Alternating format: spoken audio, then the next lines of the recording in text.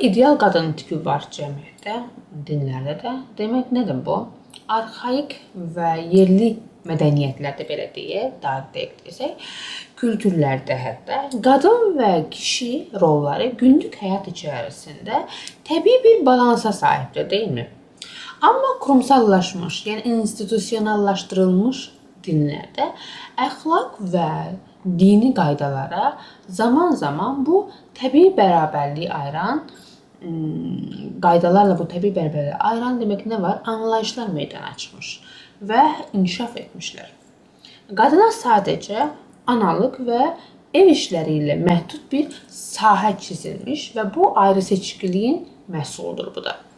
Bu vəziyyət sonradan daha da inkişaf etdirilərək rəsm edilən ideal qadın tipinə də yansımışdır.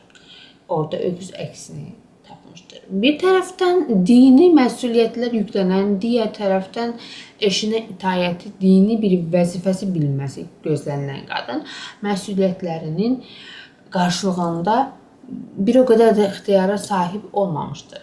Tevratdakı Ester kitabı və buna bənzər nümunələrdə demək bu klişədən istisnadır əlbəttə ki, amma ondan da kənarda qalması ilə bərabər əslində dini yox, milli qəhrəmanlar olaraq önə çıxarlar.